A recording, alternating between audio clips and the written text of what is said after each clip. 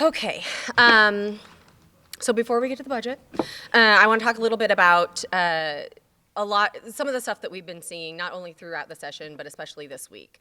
House Republicans' latest middle finger to the Missouri voters came this week with legislation that seeks to nullify the constitutional protections for reproductive rights that voters ratified 5 months ago. However, the Republicans have shown nothing but disdain for the democratic process. They can't even agree on how to overturn this constitutional protection. After sitting in legislative limbo for 2 months following its initial committee hearing, the House Children and Families Committee finally voted out HJR 54 on Monday, although it was in a radically different form than the original version. But the very next day, the House Legislative Review Committee undid everything Children and Families had just done, replacing HJR 54 with yet another completely new, though still bad, version of the bill. And the bill's sponsor actually admitted during the legislative review hearing that the legislation still has multiple serious flaws that need to be addressed. So another overhaul seems to be coming. And this time, we were told it would happen on the floor. Assuming House Republicans can finally agree on how to best stick it to Missouri voters and getting rid of reproductive rights, we could see HJR 54 debated on the floor next week. And on a related note, Missouri House Republicans have advanced separate legislation this week that seeks to guarantee that when they or the Secretary of State write ballot language that flat out lies to voters, the court can't do anything about it.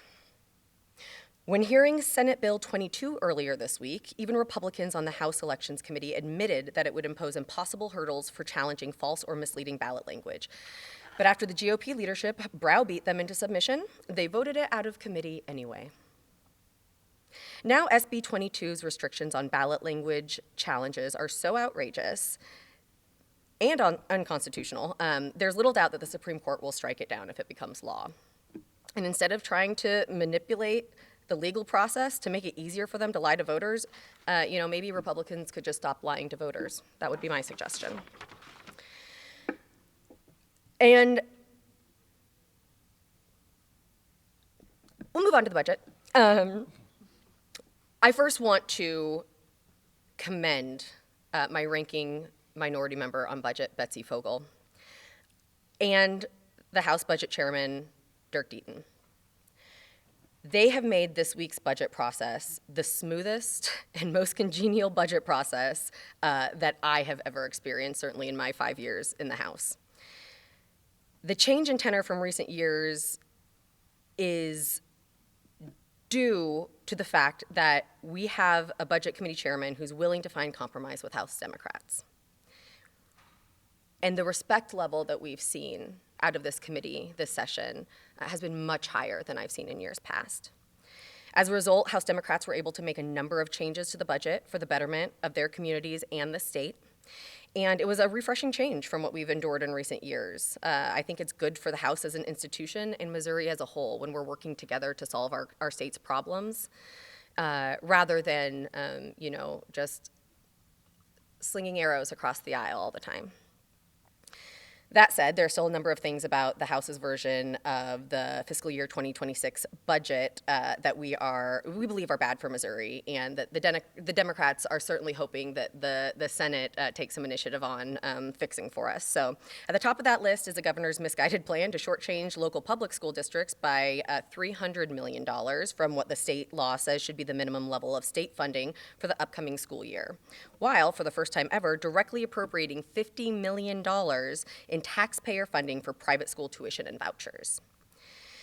The whole reason Missouri's private school voucher program is set up to be funded with private donations in exchange for state tax credits is because the Missouri Constitution flat out prohibits the legislature from directly appropriating taxpayer money for private individuals or organizations.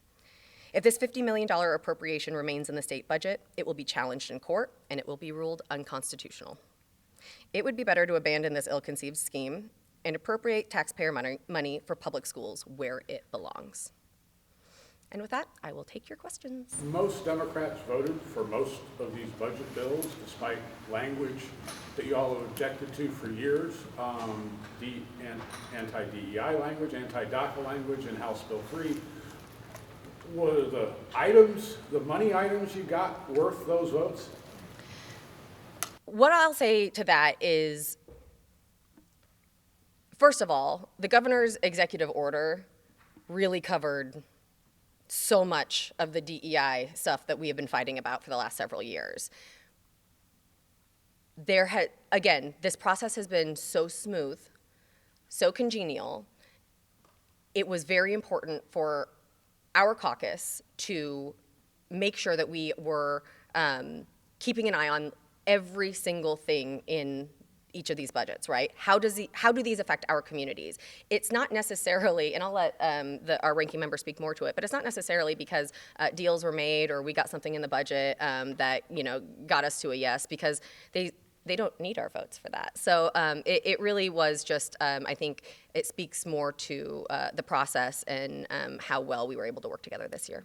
So the idea that these philosophical items that you all are saying you're adamantly opposed to don't result in no votes on budget bills, I don't quite connect. There's plenty in these bills that delivers to our communities in a way that we are able to, as a legislator, we spend so much time deliberating how do we calculate our votes, especially in this body where we are forced to debate omnibus bills or budget bills that have a lot of good and a little bad in it, and we constantly have to weigh those choices.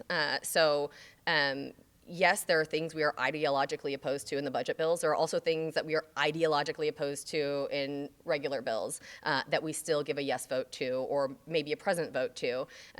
But those are all individual calculations that my members make. And I'll let Betsy. Yeah, I'm gonna jump in on that. So, great question, Ruby. There's no price tag, no amount of money that would make the House Democrats sacrifice our values, our morals, and our commitment to diversity, equity, and inclusion in the state. No amount of dollars. To me, that language in House Bill 3, the governor dropped it the chairman dropped it at the discretion of the governor, and House Bill 3 and House Bill 3 specifically, quite frankly, doesn't do anything.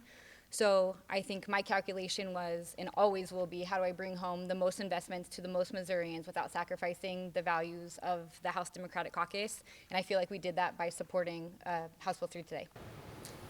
What of the changes you would like to see in the Senate do you think has the greatest chance of happening in the Senate? I think Chairman Huff has been pretty vocal about his intentions to increase the foundation formula, and I think there's been some conversation about the reduction of the $50 million in general revenue going to private schools. I also am hopeful that they reinstate the federal funds used to support child care initiatives in the state of Missouri, again, especially on the back of an 18-month span where we sat in that budget hearing room for countless hours listening to people cry and scream and express their frustration about our inability to do our job as a General Assembly and the department to get those dollars out the door. I don't envision a world where the Senate does not choose to do something to restore some level of child care subsidy funding, but I am obviously not Senator Huff and I'm not a senator, so I can't speak for them, but those I know would be the things that this caucus stands united in hoping we see accomplished on the other side of the building. Could I ask something of Representative Del Taylor? You made some poignant remarks on the floor, and I was unable to record them, but you talked about trying to make sure that you're not just thinking about the bottom line, but serving people. I wonder if you could reiterate that. Absolutely, absolutely. Let's start with, what is the motto of our state? The motto of our state is law. The welfare of the people is the supreme law of the land. We don't measure ourselves in dollars saved and, oh, I cut $100 million out of this budget and that budget. We really need to be measuring ourselves on, are we addressing the needs of our people? Are we funding those nonprofit organizations that our state has partnered with? It's our nonprofit organizations that are running these homeless shelters. It's our nonprofit organizations that are feeding people and running these food banks. So are we measuring ourselves in food in the belly, in Narcan distributed, in children's programs? Or are we measuring ourselves in, oh, we cut, so many $1 billion. We have to be fiscally sound. We have to be fiscally responsible. We do operate right now with a surplus. Is now the time really? And I don't have a problem with us growing that surplus. What I have a problem with is the real good programs, the successful programs, the programs that have been demonstrating success over years and years that we've cut. Why would you cut something like that? Obviously, we have the funds to do so. Obviously, they've been demonstrating success. How have those programs been demonstrating success? Food in the bellies of Missourians.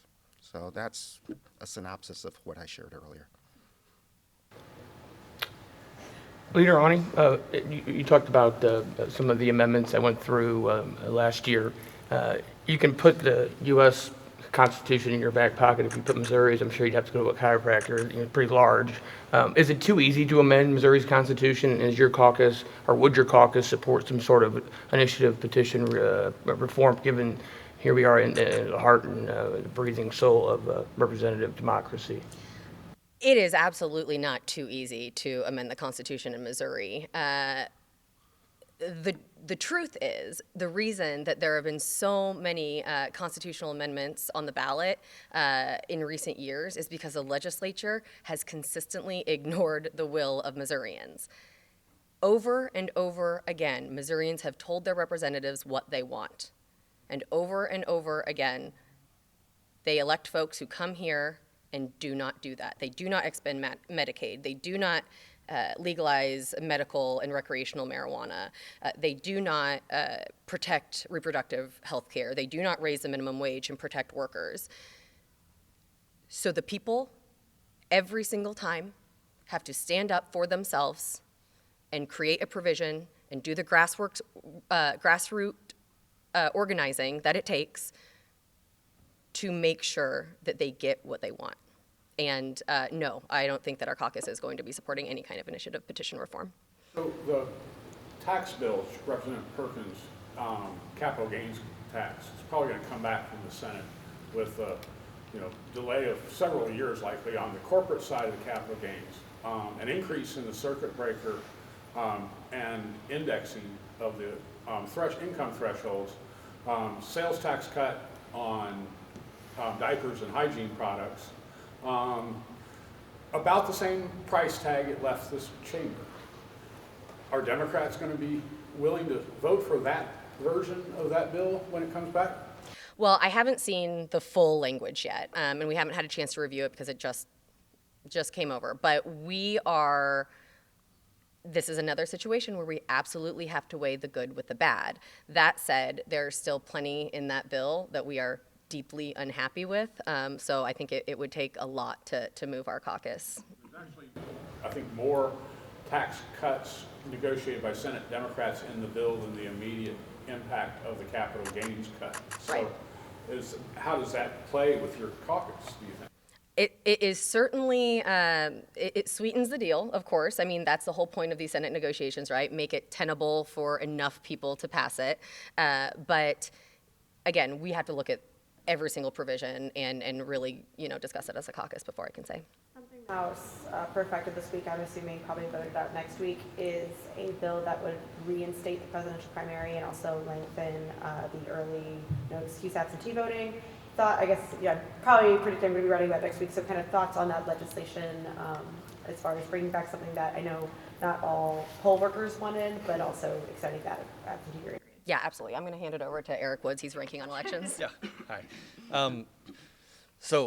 I think our caucus is generally supportive of reinstating the presidential primary. I know that we saw in the last presidential election sort of a scramble by the parties to figure out what was going to be the mechanism to assign the delegates for their candidates. Democrats went one way, Republicans went another way. Response across the board was deep displeasure from participants in both processes. So I think it's a good step to bring people back into the process when the next presidential election comes back. And as you mentioned, Representative McGaugh had some provisions added onto that on the floor that are really important in terms of poll worker protections, some election date scheduling, things that she's been working really hard for and that have had pretty broad bipartisan support in our elections committee. What do you make of the fact that the initial absentee voting period was put in as a compromise for Democrats for photo ID, and now years later we're extending it? It seems to be a bipartisan agreement that it's good. I think folks realize that it works and people like it.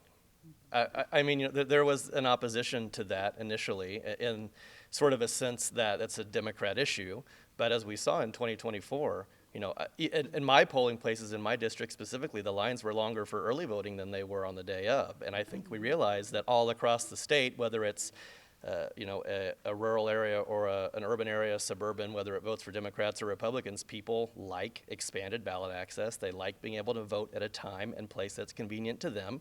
And I think we've just realized it's popular and it's one of those things we can all agree on. The U.S. Department of Education sent a letter to DESE and other K-12 agencies across the country requiring them to comply with the Trump administration's anti-DEI policies or risk losing federal funding. In your mind, like, how should DESE respond to that letter? Kathy? I'm going to ask my ranking member on education to take that. I'm not sure that I have a way to respond to that. I think that they have to dig in and find exactly what that is and what it's going to mean. We know that a lot of the orders that have come out about dismantling education, sometimes it's just talking about the administrative level of education and the funding will still come down. So knowing how DEI plays into that, I mean, we even see it in the chamber here where we clearly think DEI means one thing, and then when we point it out on the floor, we're told, oh, that's not the DEI we're talking about. So finding out exactly what that definition means and what those programs mean is going to be really important. Have you heard from DESE about certain programs or initiatives that are at risk of being cut? I have not been told about any of them.